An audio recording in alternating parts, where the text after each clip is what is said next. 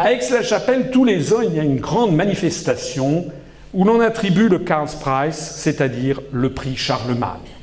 Le prix Charlemagne qui est attribué à des grands Européens, des gens qui ont œuvré pour la construction européenne. On leur remet d'ailleurs cette médaille. Ce Karl Prize est donc remis à des gens qui ont, paraît-il, fait grandement progresser la construction européenne. Il a été remis récemment à Madame Angela Merkel, le Karl Prize de 2009, à Monsieur Donald Tusk, le Premier ministre polonais, dont le prénom est tellement polonais d'ailleurs, Monsieur Donald Tusk qui a eu le prix Karl Prize en 2010, à Jean-Claude Trichet, le Français, qui a été président de la BCE. Et puis, c'est M. Wolfgang Schäuble, le ministre allemand des Affaires de l'économie, qui a eu le prix Charlemagne en 2012.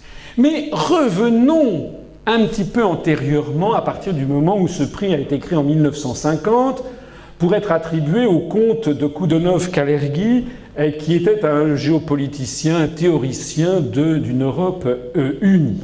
Ce qui est intéressant, c'est de voir qu'en 1957, le prix Charlemagne a été attribué à Paul-Henri Spaak et en 1958 à Robert Schuman, président du Parlement européen, l'un après l'autre.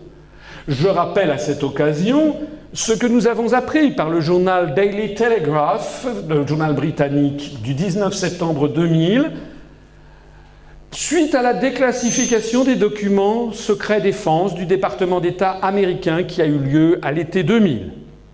Comme nous l'a révélé le journaliste d'investigation, qui est un des journalistes les plus sérieux du Royaume-Uni, qui s'appelle Ambrose Evans Pritchard, des documents secrets du gouvernement américain qui viennent d'être déclassifiés montrent que la communauté des services secrets américains, CIA, a mené une campagne tout au long des années 50 et 60 afin de promouvoir l'unification européenne. Ça, c'est ce que je vous disais en préambule de cette conférence. Les dirigeants du mouvement européen, Ratzinger, le visionnaire Robert Schuman, l'ancien Premier ministre belge Paul-Henri Spaak, étaient tous traités comme des employés par leurs parrains américains.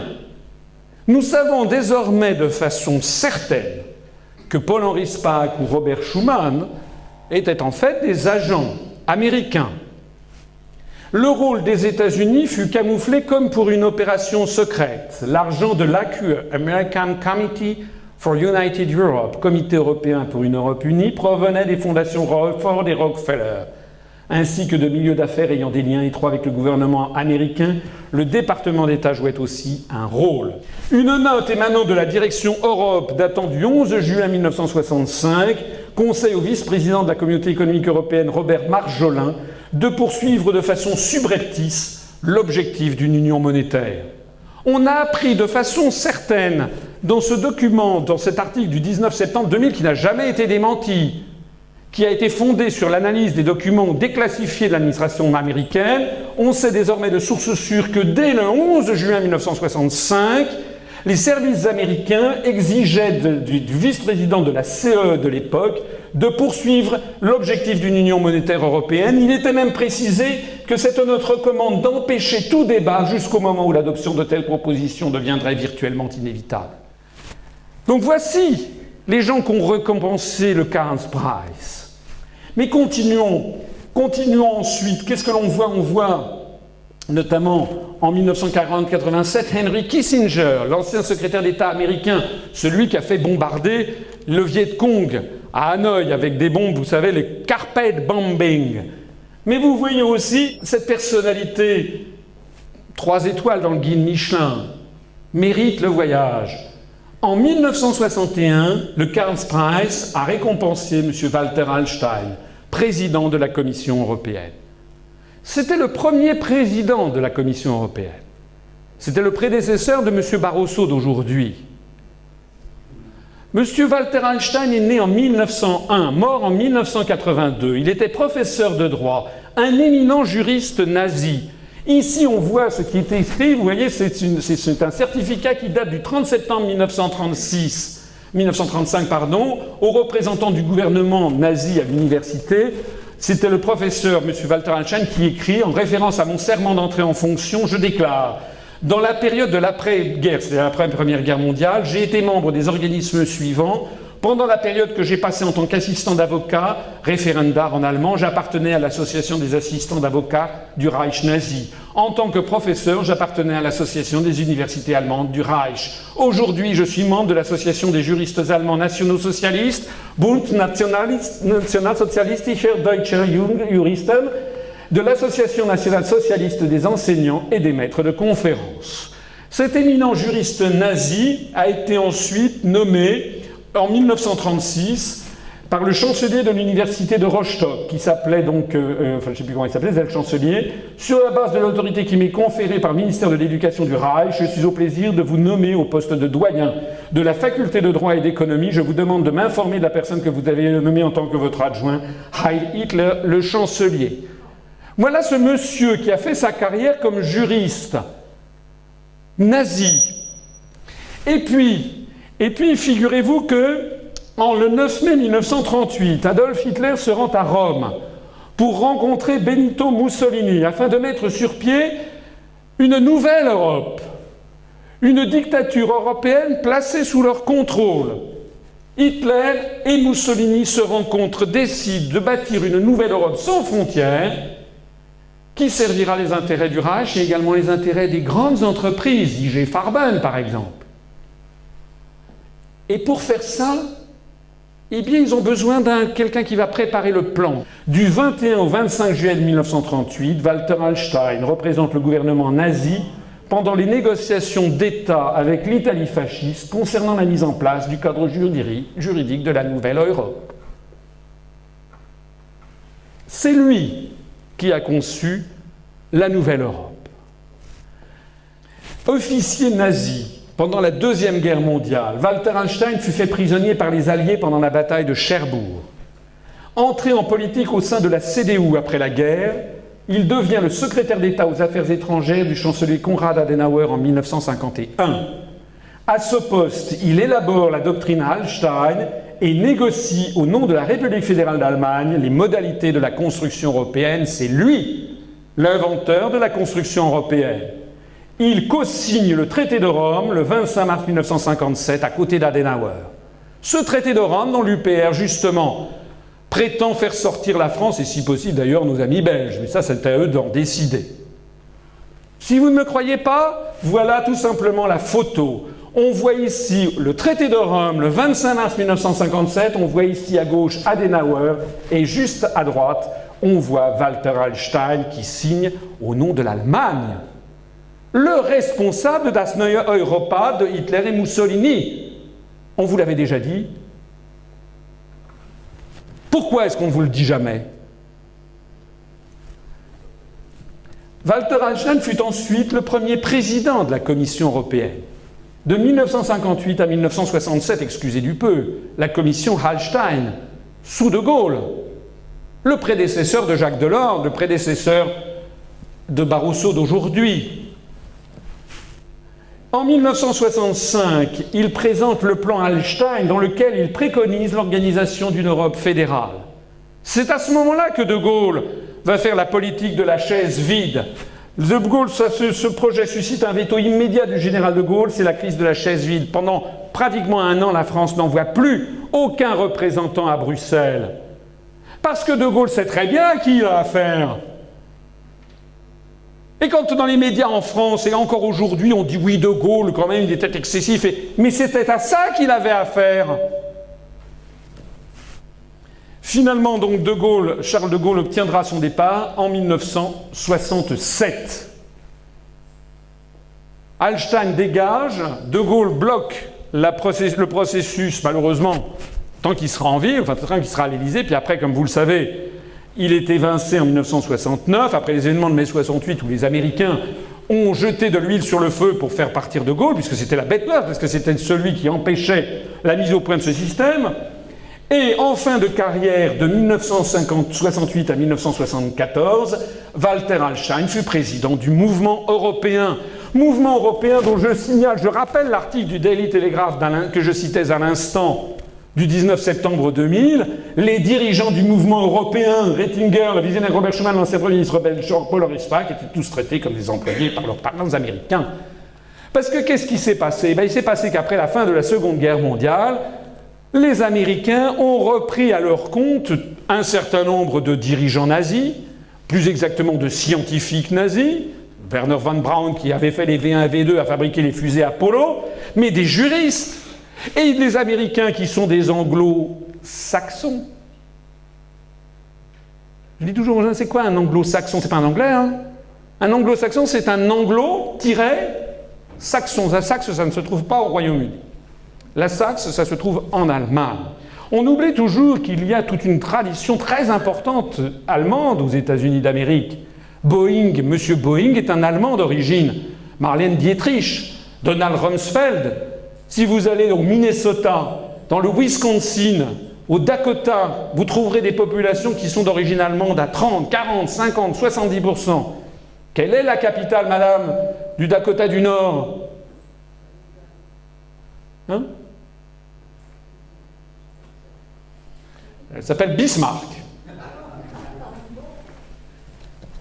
Les Américains ont repris à leur compte les stratégies hitlériennes de domination du continent européen, et notamment le mouvement européen a récupéré à son compte Walter Hallstein. Alors on revient à cette liste du prix Charlemagne et on en arrive à l'année 2000.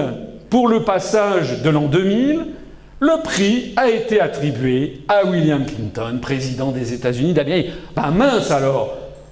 Vous vous rappelez de la première image que je vous avais montrée dans cette conférence où on voyait la promotion qui avait été faite du traité de Maastricht auprès des Français par le Parti socialiste, qui leur disait qu'il fallait voter oui à Maastricht pour faire contrepoids aux États-Unis. Il y avait même le dessin. Voilà-t-il pas qu'en 2000, le Karl Prize est attribué à président des États-Unis d'Amérique, M. Clinton. À Aix-la-Chapelle, ça n'est pas très loin d'ici, il y a une chapelle palatiale. Dans la chapelle, il y a un octogone. Et puis, il y a également un trône. C'est le trône de Charlemagne. Le trône de Charlemagne qui est allé voir le président Clinton au moment où il a reçu son prix en l'an 2000, accompagné d'ailleurs par le chancelier d'Allemagne, M. Schröder. Et voilà ce que dit le Spiegel, le magazine allemand du 19 mai 2000.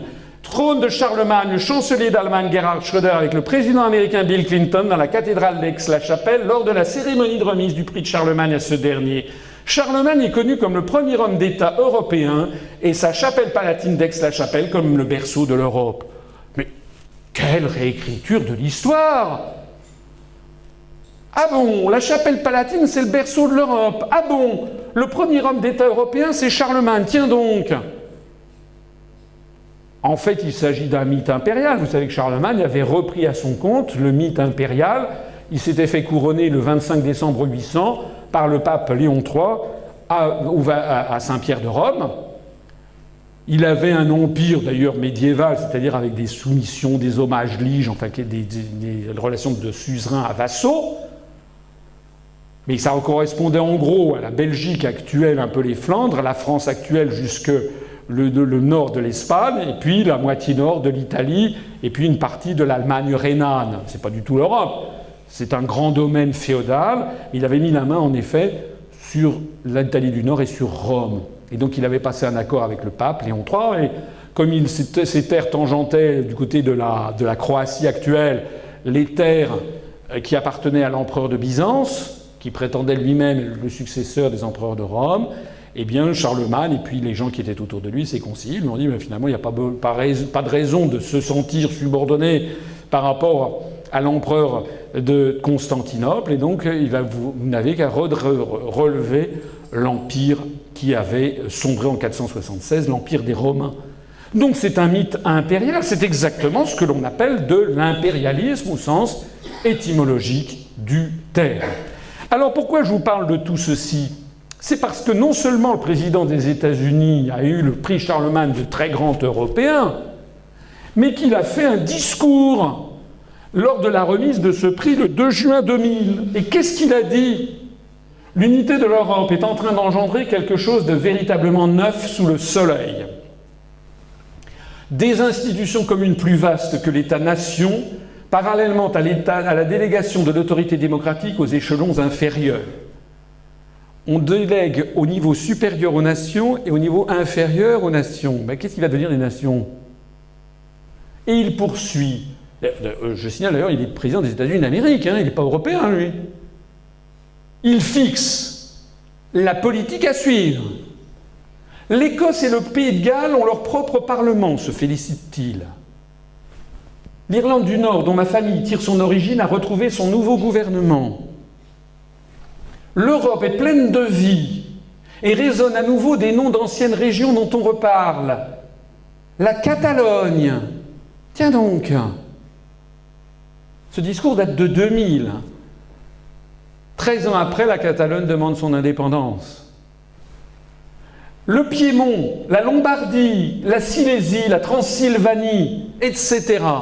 Non pas au nom d'un quelconque séparatisme, bien sûr. Sauf que si, justement, puisque 14 ans après, en effet, la Catalogne demande son indépendance et l'Écosse, qui l'a cité, demande aussi son indépendance. Donc, c'est bien au nom d'un séparatisme. Il ment. Quand il dit non pas au nom d'un quelconque séparatisme, c'est comme lorsque le Conseil général des Pyrénées-Orientales en France dit « mais non, ça ne porte pas à l'unité nationale ». Le Conseil constitutionnel en France a dit « si ». Non pas au nom d'un quelconque séparatisme, mais dans un élan de saine fierté et de respect de la tradition.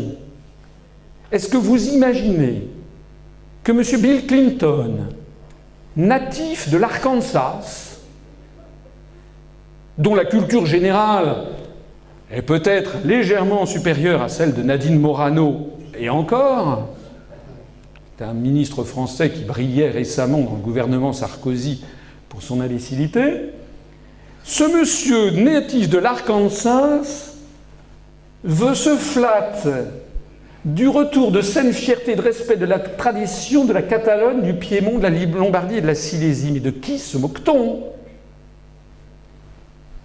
La souveraineté nationale est enrichie de voies régionales pleines de vie, décidément tout ça est plein de vie, qui font de l'Europe un lieu garantissant mieux l'existence de la diversité. C'est un programme politique décidé par l'empereur d'outre-mer qui a décidé du démantèlement des États-nations et il est le bénéficiaire du prix Charlemagne.